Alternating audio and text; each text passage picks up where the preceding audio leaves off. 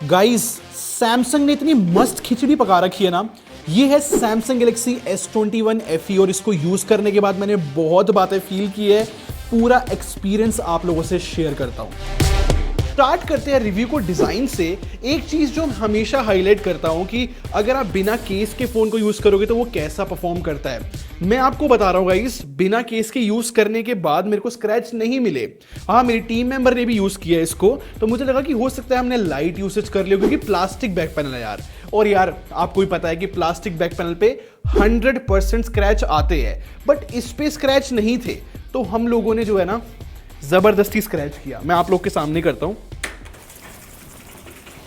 But यहां पर हमने ऐसा मल्टीपल टाइम्स किया है और आप लोग देख सकते हो कि इसके ऊपर कम से कम स्क्रैच भी नहीं है। ये मेरे को अजीब सी बात लगी कि पॉलीकार्बोनेट होने के बाद भी इन लोगों ने पॉसिबल कैसे किया है। इनफैक्ट मैंने इसको नीचे हमारे कारपेट लगा हुआ है, उस पर भी मैंने इसको रब किया, उसके बाद एक स्क्रैच दिखा, बट मैंने जो है ऐसे किया, थोड़ा सा रब किया और बैक पैनल पे स्क्रैचेस फिर से गायब हो गए।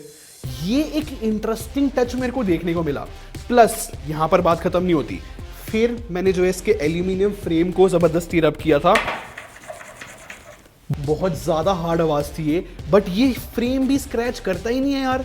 ये चीज मेरे को बहुत इंटरेस्टिंग लगी। हो सकता है कि इस पर्टिकुलर कलर में हो रहा हो जो ये ऑलिव ग्रीन है, बट ये बात एक बिल्कुल नोटिस करने वाली है। तो आप लोग को तो पता ही है, काफी लोग ऐसे होते हैं जो बोलते हैं कि सिर्फ तारीफ ही कर रहे हैं, बट यहां पर एक बात क्लियर कर देता हूं कि सिर्फ तारीफ नहीं करूंगा, एक बहुत ही रियल लाइफ प्रॉब्लम मुझे मिली। ध्यान से सुनना। अगर मैं वाईफाई की बात करता हूं तो इसके अंदर जो है 5 गीगाहर्ट्ज वाला वाईफाई ज्यादातर दिखता ही नहीं है। ये बात एक्चुअली में थोड़ी सी अनोइंग हो गई थी जब ओवर टाइम मैंने इस फोन को यूज किया।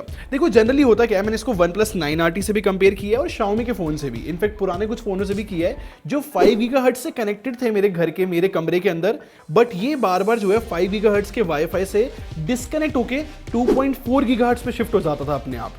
ये मेरे को थोड़ी सी अजीब बात लगी और मेरे को लगा कि बग है, फिक्स हो जाएगा, बट हाँ मैंने मल्टीपल टाइम इसको रीस्टार्ट भी किया, तब भी ये प्रॉब्लम अभी तक सॉल्व नहीं हुई है। ऑब्वियसली अब मैंने हाईलाइट कर दी है तो सैमसंग ये वीडियो देखेगा और होपफुली हमें जो है सॉफ्टवेयर अपडेट मिल जाएगा। इसमें जो है IP68 रेटिंग है, पानी में भिगा सकते हो आप इसको, और आप मेरी भी रेटिंग बढ़ा सकते हो इस चैनल को सब्सक्राइब करके। बहुत पावर है आप लोग के हाथ में, कर दो सब्सक्राइब। कनेक्टिविटी की भी अगर मैं बात करूं तो भाई 12 5G बैंड एक ट्रू 5G फोन ही कहलाता है, तो ये भी मेरे को अच्छी बात लगी। तो कैरियर एग्रीगेशन भी था इसके अंदर, मुझे वहां भी प्रॉब्लम फेस नहीं हुई। इनफैक्ट यहाँ पर मोबाइल डाटा अच्छा चलता है हर एक कंडीशन में। सबसे बड़ा पॉइंट तो ये कि इसकी ईयरपीस की जो क्वालिटी है फैंटास्टिक है यार, मतलब मेरे को थोड़ा सा और बढ़ा चढ़ा के बोलना चाहिए। और हाँ, जो इनका माइक है ना इस फोन का, मैं अगर किसी भी कंपटीशन से कंपेयर करता हूं, इसका माइक बहुत सही नॉइस कैंसिल करता है। इनफैक्ट ये नॉइस कैंसिल वाली बात है ना, आपको वीडियो क्वालिटी में फील होगी, जो मैं आगे चल के दिखाऊंगा, नोटिस करना उस चीज को। अच्छा, स्पीकर्स बहुत अमेजिंग है, मुझे कोई दिक्कत नहीं है। अगर आप गाना सुनते हो तब भी कोई प्रॉब्लम नहीं है। रिंगटोन भी ट्रैफिक में बिल्कुल क्लियर सुनाई देती है। लेकिन अगर मैं यहां पर डुअल स्पीकर की डिस्ट्रीब्यूशन की बात करूं तो आप मान के चलो जो ऊपर वाला स्पीकर है वो 40% लाउड है और बाकी 60% वॉल्यूम जो है हमें नीचे वाले स्पीकर से ही मिलती है। फिंगरप्रिंट्स करने की तो मुझे तारीफ करनी चाहिए, वो बहुत सही काम करता है। ज्यादातर कंडीशंस में खुला, लॉन्ग टर्म यूजर्स के अंदर कोई प्रॉब्लम फेस नहीं हुई। और अब सुपर इंटरेस्टिंग चीज बता दो जो आप लोग को जाननी चाहिए। इस फोन में ऑलवेज ऑन डिस्प्ले है। सैमसंग इनफैक्ट इन्हीं चीजों के लिए जाना जाता है। अगर ऑलवेज ऑन डिस्प्ले ऑन रहती है तो जो आइडल ड्रेन है इसका वो 6% के करीब जाता है। अगर रात को 12 बजे आप फोन छोड़ते हो तो सुबह 8 बजे करीब 6% बैटरी लॉस हो जाएगी। मुझे लगा ठीक है, बाकी फोन में भी होता है, लेकिन गाइस यहां पर बड़ा डिफरेंस आता है पूरे डे की यूसेज के अंदर। मतलब कि अगर मैं ऑलवेज ऑन डिस्प्ले ऑन करके पूरे दिन फोन यूज करता हूं तो मुझे मिला 4.5 से 5 घंटे का स्क्रीन ऑन टाइम, और जैसे ही मैंने ऑलवेज ऑन डिस्प्ले ऑफ कर दी तो स्टोरी चेंज हो जाती है। 1 घंटा जो है और स्क्रीन ऑन टाइम बढ़ जाता है, जो कि 5.5 से 6 घंटे चला जाता है स्क्रीन ऑन टाइम। ये अमेजिंग रिजल्ट्स है भाई। और मैं आपको बता दूं कि ऑलवेज ऑन डिस्प्ले ऑफ करके यूज करना सच्ची में 1 घंटा स्क्रीन ऑन टाइम बहुत ज्यादा होता है अगर आप पूरे दिन की यूसेज की बात करते हो। और ये जो मैं आप लोग को यूसेज दिखा रहा हूं ना, ये लाइट भी है और हैवी भी है, काफी मिक्सचर से आई है, जैसे कि एक नॉर्मल बंदा फोन यूज करता है ना पूरे दिन में, ये वो यूसेज है। अगर और लाइट जाते हो तो शायद इससे भी ऊपर स्क्रीन ऑन टाइम टाइम आपको मिल जाएगा। तो इन शॉर्ट अगर नॉर्मल शब्दों में बात समझाऊं तो ये पूरा एक दिन आपका निकाल सकता है। बस ये मान लो घर पे अगर आप सुबह 8 बजे या 9 बजे निकलते हो तो रात को 9 बजे आपको चार्जिंग पे लगाना पड़ेगा फोन, ये इससे ऊपर नहीं चलेगा। परफॉर्मेंस की बात करते हैं, पता है इसके अंदर Exynos 2100 प्रोसेसर है और ये सेम प्रोसेसर है जो कि Samsung S21 सीरीज में आया था, मतलब S21 अल्ट्रा में भी वही प्रोसेसर था और उस टाइम पे इस प्रोसेसर में मस्त हीटिंग थी, सच्ची बता रहा हूँ बहुत हीटिंग थी। बट पता नहीं क्या किया ओवर टाइम इन लोगों ने सॉफ्टवेयर अपडेट से या ऑप्टिमाइजेशन से हीटिंग इतनी ज्यादा कंट्रोल कर ली है कि मेरे को इसमें इतनी हीटिंग फील नहीं हुई है। ये बात इसलिए बता रहा हूँ क्योंकि जनरली सैमसंग हीट करता ही आया है बहुत सालों से, फाइनली ये जाके सेटल हुआ है। और हाँ भाई मुझे पता है कि आप लोग को लगता है कि मैं सैमसंग को कुछ एक्स्ट्रा ही फेवर करता हूं, तो मैं एक और बात बता देता हूं कि जैसे ही बूट किया था इसको तो उस टाइम पे इसने हीट किया था और ओकेजनली कुछ कुछ टास्क में हीट कर जाता है जो कि हर एक फोन करता है। बस आप लोग कई बार चाहते हो कि मैं जबरदस्ती सैमसंग की बस बुराई कर दूं, बिल्कुल पेल दूं। अच्छा चलो आगे बढ़ते हैं, मैं आपको Antutu का स्कोर दिखाता हूं और साथ में Geekbench का। और अजीब बात तो ये है कि जो Geekbench के स्कोर्स है वो S21 अल्ट्रा को बीट कर रहे हैं। अजीब लगी थी मुझे ये बात, और मैंने 7 दिन तक इस फोन को यूज कर लिया है और उसके बाद मैंने एक चीज नोटिस की है कि वैसे फोन बहुत अच्छा चलता है, मुझे कोई प्रॉब्लम नहीं है, बट सडनली इसको कुछ हो जाता है, मतलब एकदम से जिटर आने शुरू हो जाते हैं। चाहे वो एप्स खोलूं, मेरे पास तो एक रिकॉर्डिंग भी है गाइस, अगर नोटिफिकेशन को मैं नीचे की तरफ स्वाइप करता हूं तो हल्की सी जिटर दिखता है, वो तो बाई चांस मैंने कैमरे पे रिकॉर्ड कर लिया, नहीं तो ये बहुत जगह जगह फील हो रहा था। फिर मेरे को लगा ठीक है, बार बार रीस्टार्ट मैंने किया फोन को, काफी बार ऐसा होता है कि ऐसी प्रॉब्लम जो है रीस्टार्ट करने से सॉल्व हो जाती है, बट 7 डेज हो गए नहीं हुई, सोचा ये भी बताऊं। लेकिन ये बात भी हाईलाइट करना चाहूंगा कि जो सैमसंग की One UI है, जो इसका सॉफ्टवेयर है, मेरे हिसाब से वो क्लास लीडिंग बनता हुआ जा रहा है। बाकी ब्रांड को डरना चाहिए इस बात से कि कितना अच्छा काम कर रहे हैं लोग, इनके आइकन्स हो गए या फिर इनफैक्ट जो ऑप्टिमाइजेशन हो गई, ये कुछ ज्यादा ही इंप्रूव करते जा रहे हैं, खासकर नॉक्स सिक्योरिटी भी है। ये बहुत बड़े बड़े पॉइंट होते हैं कि बंदा कोई भी 50,000 का फोन खरीदने जा रहा है तो ये पॉइंट नोटिस करता है। और अगर मैं गेमिंग की बात करूं तो गाइस यहाँ पर मैंने BGMI खेला है, देखो ऐसा कोई प्रॉब्लम नहीं है। HDR अल्ट्रा जो है बिल्कुल मैक्सिमम सेटिंग देखने में मिलती है और जितना मैंने गेम खेला मुझे ऐसा प्रॉब्लम नहीं है, बट प्रॉब्लम वही है जो मैंने स्टार्टिंग में बताया था कि वाईफाई स्ट्रांग नहीं है। बस एक उस पॉइंट से फील हुआ कि थोड़ी गेमिंग नीचे जा रही है, नहीं तो अगर सैमसंग का ही फोन गेमिंग के लिए देख रहे हो ना तो S20 FE 5G का ज्यादा मुझे स्टेबल गेम एक्सपीरियंस देखने को मिला अगर मैं इस S21 FE से कंपेयर करता हूं तो। टेक्निकल लोगों के लिए 2 चीजें दिखा देता हूं, CPU थ्रॉटलिंग का जो ग्राफ है वो ग्रीन आया था और वाइल्ड लाइफ का स्ट्रेस टेस्ट जो है 65.5% की स्टेबिलिटी लेकर आया था, which is good I think. Security update भी जो है ना अब इस फोन के अंदर जनवरी का डला हुआ है और मैं रिसेंटली OnePlus यूज कर रहा था, उसमें दिसंबर का था, तो ये भी एक अच्छा पॉइंट है कि Android 12 भी दिया है और लेटेस्ट सिक्योरिटी अपडेट भी दे रहा है। तो यहाँ पर सैमसंग जो है ना थोड़ा सा भरोसा जीतता जा रहा है रिसेंट टाइम में यूजर्स का। बस एक शिकायत है मेरी सैमसंग से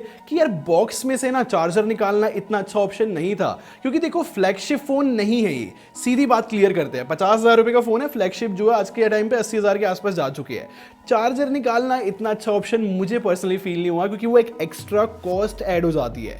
तो ये ध्यान रखना आपको कि 25 वॉट का चार्जर खरीदना है और 25 वॉट के चार्जर से अगर आप इसको चार्ज करते हो तो वो 80 मिनट के करीब लेता है फुल चार्ज करने में फोन को, जो कि कंपटीशन से कंपेयर करूं तो बहुत ज्यादा है। सैमसंग चाहता ना इस फोन में 45 वॉट की चार्जिंग भी दे सकता था, बट उन्होंने वो चीज कट करी है। एक और इंटरेस्टिंग बात बताऊं कि अगर इस फोन को आप 100% चार्ज करते हो तो 97% ये यूं ही चला जाता है, मतलब 3% बैटरी ड्रॉप बहुत इजीली हो जाता है। उसके बाद 97 के बाद धीरे धीरे ड्रॉप होती है बैटरी, तो ये जो है 97 के बाद ही स्टेबल होता है। जस्ट ऐसे ही बता रहा हूं, डरना नहीं अगर फोन खरीद लो तो। वैसे 15 वॉट की वायरलेस चार्जिंग भी है, बट मैं आपको बता देता हूं कि एंड्रॉइड वर्ल्ड की अगर मैं बात करूं तो OnePlus और Xiaomi तो बहुत आगे जा चुके हैं। OnePlus ने तो रिसेंटली 50 वॉट की वायरलेस चार्जिंग दी है। मैं सैमसंग से चाहूंगा कि जल्दी से वो पुश करे अपनी वायरलेस चार्जिंग भी। चलो बैटरी डिपार्टमेंट सिंपल सी बात है, बहुत अमेजिंग बैटरी बैकअप है अगर आप ऑलवेज ऑन डिस्प्ले ऑफ करते हो तो, और वही मैटर करती है। मुझे यहां पर ऐसा कोई बड़ी शिकायत नहीं है। कैमरे की बात करते हैं, पार्थ जो है फोन लेकर गया बालकनी में और वो अपनी फ्रंट से फोटो खींचने लगा। स्क्रीन रिकॉर्डिंग है गाइस, ये देखना कि पीछे की साइड आपको पूरा वाइट दिख रहा होगा, बट जैसी प्रोसेस होती है फोटो आपको जो है सनलाइट भी दिखने लगेगी जो कि येलोइश है। ये देखकर मैं सच्ची में मतलब मेरे को माइंड ब्लोइंग बात लगी थी ये। और हाँ, फ्रंट कैमरा जो है बिल्कुल फिक्स्ड फोकस के साथ आता है, यहां पर ऑटो फोकस नहीं है। 32 मेगापिक्सल का फ्रंट कैमरा, इससे और फोटोज देखो गाइस बहुत शार्प आती है। और सबसे अच्छी बात तो मेरे को ये लगी कि यहां पर हमें ऑप्शन मिल जाता है क्या तो आप नेचुरल स्किन टोन रख लो या फिर ब्राइट। ये पहले बहुत ज्यादा प्रॉब्लम होती थी लोगों को कि भाई सैमसंग के फोन जो है अजीब सी स्किन टोन कर देते हैं, इन्होंने ये ऑप्शन ही दे दिया, सॉल्व हो गई प्रॉब्लम। ऊपर से 4K 60 FPS हम फ्रंट से रिकॉर्ड कर सकते हैं। ये भाई किलर चीज है, कंपटीशन कोई नहीं कर रहा है ऐसा जितना। बैक कैमरास की अगर मैं बात करूं तो वो 12 और 8 मेगापिक्सल है। एक बात मैं आपको साफ बताता हूं, जेब से निकाला फोटो अगर इस फोन से खींची तो निराश नहीं होगे। प्रॉपर एग्जांपल है ये पॉइंट और शूट कैमरे का। इतने रिलायबल कैमरास मेरे को लाइक इस प्राइस सेगमेंट में और कोई नहीं लगे हैं। इतनी बड़ी बात इसलिए बोल रहा हूं क्योंकि OnePlus 9 RT से भी कंपेयर किया है और रिसेंटली लॉन्च Xiaomi से भी कंपेयर किया है। फोटोज दिखाता हूं मैं आप लोगों को, यहां पर इतनी ज्यादा पंची और इतनी आई कैची फोटोज आती है। मेरे हिसाब से अगर आप साइड बाय साइड किसी भी फोन से कंपेयर करोगे ना, आपको इसी की फोटो पसंद आएगी। In fact ultra wide angle lens जो है ना, बहुत ज्यादा डायनेमिक रेंज लेकर आ जाता है। सब्जेक्ट को ये हर टाइम जो है एक्सपोज करता ही करता है। ये कुछ फोटोज तो जो है सनलाइट के अगेंस्ट खींची थी तब भी जो है परफेक्ट आई है। और एक और लेंस है 3x टेलीफोटो, और गाइस उससे अगर आप 3x में खींचते हो तो सच्ची में बहुत अच्छी फोटोज आती है। लेकिन एक हाइब्रिड जूम का ऑप्शन है 30x का, क्या बिल्कुल वेस्ट सा लगता है उससे ना, बिल्कुल सारी की सारी डिटेल लॉस ही हो जाती है। 30x मैं रिकमेंड नहीं करूंगा, बट 3x मजा आ गया। एक और बात नोटिस करने वाली ये है कि अगर मैं तीनों लेंस से फोटोज खींचता हूं ना तो ज्यादा कलर डिफरेंस नहीं आता है। जनरली जो है इस प्राइस सेगमेंट में फोन जो है कलर डिफरेंस लेकर आते हैं जब भी लेंस शिफ्ट करते हैं। एक बात बोलूंगा, इस बड़ा ध्यान से सुनना, यहां पर ना सैमसंग ने जब ये फोन लॉन्च करा था ना तो नाइट मोड की बड़ी तारीफ करी थी। ऐसा कुछ उन्होंने बोला था कि 14 फोटोज खींचते हैं, फिर मल्टी प्रोसेसिंग होती है, AI यूज होती है। पहले तो मेरे को लगा कि ऐसी ही है, मतलब सच में वो इतना ज्यादा खास नहीं होगा। लेकिन जब मैंने फोटोज ली है तो नाइट मोड में इतना बड़ा इंप्रूवमेंट है कि यहाँ पर हमें स्किन टोन भी ठीक मिल जाती है और यहाँ पर डिटेल बहुत ज्यादा होती है। ये नहीं कह रहा कि और किसी फोन में नहीं है, बट इस बार मैं कह सकता हूं मेरे पास इनफैक्ट यहां पर जो है S20 FE है पिछले साल वाला, इसके मुकाबले में तो बहुत ज्यादा इंप्रूवमेंट है। वीडियो की भी बात कर लेते हैं। मैंने इसका स्लो मोशन एक कैप्चर किया था 720p पे, 960 FPS की फुटेज है, मेरे हिसाब से बहुत सही आई है। और मैं आपको बताना चाहूंगा कि जो 4K 60 FPS है, छोड़ो मैं बताता नहीं, देखो गाइज ये ना 4K 60 FPS का सैंपल है। और मजे की बात ये है कि लेंस शिफ्ट कर सकते हो और बात यहीं पे खत्म नहीं होती। एक बार स्टेबलाइजेशन देखो यार, अगर मैं बात करना चाहूँ, व्लॉग करना चाहूँ, मुझे ऐसे फ्लिप करना है और मैं कर सकता, फ्लिप करना है और मैं आगे की चीज दिखा सकता हूँ। और थोड़ी सी स्टेबलाइजेशन चाहिए हो तो सुपर स्टेडी मोड भी है, उससे और स्टेबल वीडियोस रिकॉर्ड होती है। तो मैं यहाँ पर ये बोलना चाहूंगा, मेरे हिसाब से भाई यहाँ पर कलर्स बहुत अच्छे हैं और अगर कॉम्पिटिशन से कंपेयर करते हैं तो केपेबिलिटीज भी वीडियो में ज्यादा है। तो अगर कैमरे के लिए कोई भी फोन चाहिए इस प्राइस सेगमेंट में, मेरी तो फर्स्ट प्रायोरिटी शायद से यही रहेगी। अरे कैमरे की बात खत्म नहीं होती गाइस, रुको, ये इसका बर्स्ट मोड है, 100 फोटोज खींच लेता है एक साथ। सच्ची बता रहा हूं कोई और नहीं कर पाता ये। और भी कैमरा फीचर्स है, मैंने अनबॉक्सिंग वीडियो में सब कवर किया था, डिस्क्रिप्शन में लिंक दे रहा हूं, वहां पर जाओ, बहुत सारे फीचर्स है इसके अंदर। डिस्प्ले की बात करते हैं, सीरियसली भाई खतरनाक डिस्प्ले डाली है यार। डायनेमिक एमोलेड 2x डिस्प्ले है, 6.4 इंच की है और मुझे जीरो शिकायतें है यार। मैं इनफैक्ट इसको कंपेयर कर रहा था OnePlus 9 RT से और धूप में हम लोग चेक कर रहे थे कि ब्राइटनेस किसकी ज्यादा अच्छी है। देखो ऑन पेपर की मैं बात नहीं करने वाला, बट सच्ची में S21 FE की जो ब्राइटनेस है वो ज्यादा बेटर फील हो रही थी और मैं आपको दिखा भी सकता हूं। यहां पर एक और बात बताता हूं कि OTT प्लेटफॉर्म हो या फिर HDR वीडियोस या फिर YouTube कंटेंट या फिर इन जनरल स्क्रॉलिंग भी बहुत जबरदस्त है इस फोन के अंदर। व्यूइंग एंगल्स भी बहुत ज्यादा कमाल के हैं, मुझे कोई शिकायत नहीं है। और आप लोगों के सामने भाई एक छोटा सा ड्रॉप टेस्ट कर लेते हैं। आजकल मैं जो हूँ ये नई चीज शुरू कर रहा हूँ ऐसे ही मजे के लिए आप लोगों के लिए, बट हाँ सच्ची में जो प्रोटेक्शन भी है विक्टस है, जो कि एक ह्यूज इंप्रूवमेंट की तरफ दिखाता है। मैं बस एक ही कमी निकालना चाहूंगा, ये लोग चाहते तो वेरिएबल रिफ्रेश रेट दे सकते थे, क्योंकि इन्हीं का फोन जो सैमसंग गैलेक्सी S21 है वो 54,000 रुपीज का मिल रहा है और उसमें वेरिएबल रिफ्रेश रेट है।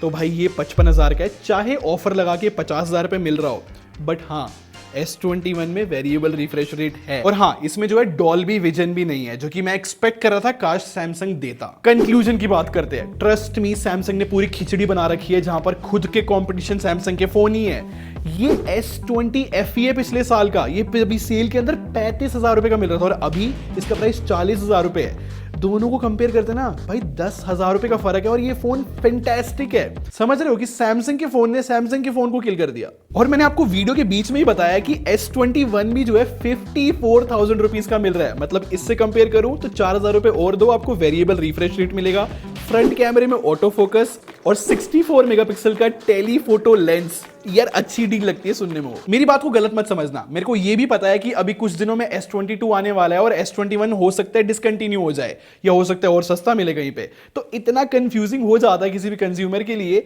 मैं लास्ट में ये बता सकता हूं कि भाई ये फोन जबरदस्त है, नो डाउट। हर एक डिपार्टमेंट में ये फोन टू गुड है यार, मुझे बहुत ज्यादा पसंद आया। बट अब आपके ऊपर है, आप कितना स्पेंड करना चाहते हो। आपको ये चाहिए S20 FE 35 या फिर 40,000 रुपए में, या फिर अगर आप चाहो तो S21 FE खरीद सकते हो 50,000 रुपीज में ऑफर वगैरह लगा के। नहीं तो 54,000 रुपीज में आपको S21 मिल रहा है। आपकी चॉइस है। अब मेरे को तो वैसे फोन ये जबरदस्त लगा। मुझे लगता है कि इन तीनों में से आप कोई भी फोन खरीदोगे तो वो गलत डील होगी। तीनों फैंटास्टिक सैमसंग फोन है। यहां पर ये रिव्यू खत्म हो जाता है और बहुत ज्यादा मजा आया इस फोन को यूज करने में यार। और कोई और बंदा इस फोन को अगर यूज कर रहा है तो नीचे कमेंट में अपना रिव्यू डालो और लोगों की भी मदद करो। यही तो करती है टेक बार आर्मी। और ऐसी और वीडियोस देखनी है तो आप यहां से और यहां से देख लो और सब्सक्राइब करके हमारी टेक बार आर्मी को ज्वाइन कर लो। हम लोग क्वालिटी में बिलीव रखते हैं। अगले मिलते हैं। Thanks for watching. Bye bye guys.